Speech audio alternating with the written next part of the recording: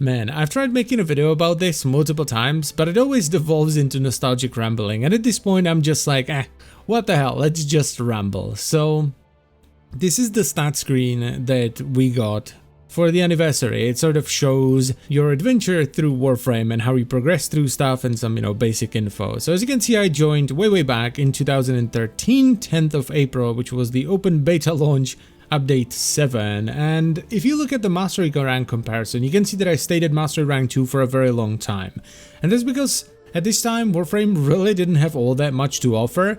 It was very basic. There was no orbiter. When you logged in, I still remember it, your Warframe was just kneeling on top of the star chart and you would just go through some menus and eventually get into a mission. It was pretty bare bones. There was like one tile set that you would play through that was randomly put together for every mission. I think the only faction you could fight in beta launch update 7 were the Grenier. And even the bosses, like I remember fighting Vor, who was just a butcher with a Prova at that time. He didn't have a unique model or anything. So I tried it out for a little bit after watching Total Biscuit's video, and then I was just like, you know what, this is cool, but I'm gonna play WoW, because at this time I was still playing World of Warcraft a lot. Once I started getting tired of WoW though, I jumped back in, and you can see I jumped from Mastery rank 3 to 11 very fast. This was the only time I was really grinding for Mastery just to get some cooler weapons, and from that point onwards, once I hit Mastery rank 11, you can see I slowly sort of progressed my way through. I never really grinded for Mastery after that. And I've basically been playing ever since, like continuously, with a small break here and there. Now at this point, or at the time of them making this, I had over 100 days in game, and I do believe this is actually in mission time, because on Steam I have 4.6 thousand hours.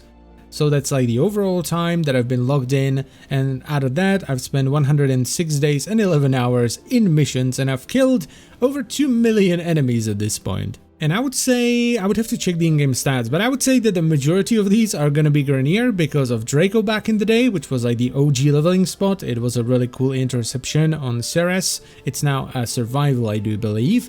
And of course Hydron nowadays, which is where I still go to level my stuff. I know people level stuff in different places nowadays, but I still stick to Hydron because it always has, squads to join into. And I think the second place is gonna be the Corrupted, because Void used to be a much bigger thing back in the day. I've also racked up over 1500 login rewards since the login rework, but I've been slacking on this quite a bit ever since I hit 1000, because you don't really get anything special after 1000, you just get like a bigger evergreen reward every now and then with some random stuff every day. Now for the frames, we have Rhino Prime at number 1, Inaros at number 2, and Wukong Prime at number 3. I think this showcases perfectly that I'm more interested in weapons rather than frames, because for frames, I just go for tanks, so I don't have to worry about survivability, and I can focus on using cool weapons instead. Though I am a little bit surprised that number 3 is Wukong Prime. I kind of expected it to be Necros, because I used to run Necros a lot, though I haven't really used him in the last few years, so I guess that's why. And for the weapons, we have Amprex as the primary, Axtelato as the secondary, and Draganicana as the melee. Now, Draganicana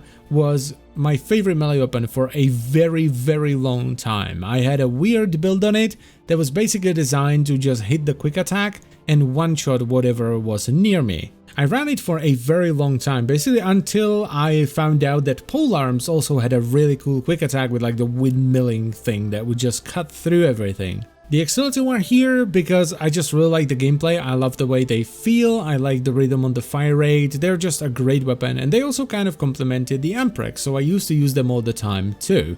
Now for the Amprex, this is just one of my favorite weapons in the game still. And the reason I picked it up is because it was just a really good farming weapon back in the day. We didn't really have as many options when it came to AoE weapons. There was like the Penta, which was extremely dangerous. There was the Ogress, which was extremely bad. I think there was the Ignis, but that didn't do that much damage. And then there was the Amprex, which just had great crit and it chained around. It was awesome. Now there were some secondaries as well, but I just really liked the Axtelato, so I didn't really look into them at that point. So I just ended up running the Amprex all the time, and it was great. I used it for everything, when I needed to farm resources, when I needed to farm mods. I even used it for what I saw as the endgame, and what was the endgame pretty much back in the day, which was the Void. Void used to be very different. It didn't actually have any missions in it by default. You probably don't know this if you've joined somewhat recently, but the way it used to work is we didn't have relics, and instead of getting relics in stuff like defense and survival, you would instead get a void key. There was a void key for every mission type, so an extermination void key, capture void key, sabotage void key, and so on and so on and so on, and there were 4 tiers of them, which would get more difficult as you went up in tier, so tier 1, 2, 3, and 4. And that's where you would get prime parts. So if you finished an exterminate, there was a pool of items that could drop from exterminate, and you would get that item once you finish the exterminate. The coolest part about this system, and something that I still kind of miss, is how endless missions used to work. Because you wouldn't just get an item at the end, you would get an item with every rotation, and it was different for all different kinds of missions. You know, defense generally had different rewards from survival, and that had different rewards from interception, and there were also differences between the rotations. There was a set amount of items for A, set amount of items for B, and a set amount of items for C. So let's just say you wanted to get the Rhino Prime Blueprint, you would get it from Tier 2 Survival, Rotation B. Now this was admittedly far less flexible because you would always have to do it in the void, in the same mission type forever and ever and ever, but the cool thing about these endless missions is that you didn't have to put in a key with every rotation like you do now with the relics. You would just put in the key and then you would sit in the mission until you couldn't take it anymore, basically. And that means that the meta that developed around this was a little bit different to what we have nowadays, where you just want to blow everything up, but back in the day you wanted to stay in the missions for as long as possible. It was focused more around surviving for as long as you could, so that you could get the maximum amount of items from your keys. Though granted, this was also because we didn't have as much power in terms of damage and as much defense as we have nowadays, where you can blow everything up and still not die if you're running something like an Aros, Wukong, or even Rhino with a good build. And that meant that crowd control was a much bigger thing than it is nowadays, where crowd control is just something you can sometimes use if you get into a tight spot, but not really. But a lot of the meta setups back in those days in Void Towers were focused around crowd control. So for example, you wanted to do a really long tower for survival, what you would do is you would hide in one of the tubes where you can't be ambushed from behind or from the sides, and enemies can only come at you from the front. You would have a Vauban that would be tossing vortexes into the tube so the enemies get crowd controlled as soon as they come towards you. You would have an EV Trinity spamming Energy Vampire to give Vauban the energy. Then you would have a Necros that would be spamming Desecrate, because Desecrate used to be a toggle. You had to press it over and over and over and over and over again to keep desecrating. And then you would have a Flex Frame, which for a time was actually mag with Greedy Pull, because it used to work for your entire party and not just for you as the mag. So she'd be pulling the drops out of the vortex. Or, and this used to be more common actually because it was far safer, you would actually have Loki, so that if you got unlucky with your life support drops, he could pop invisibility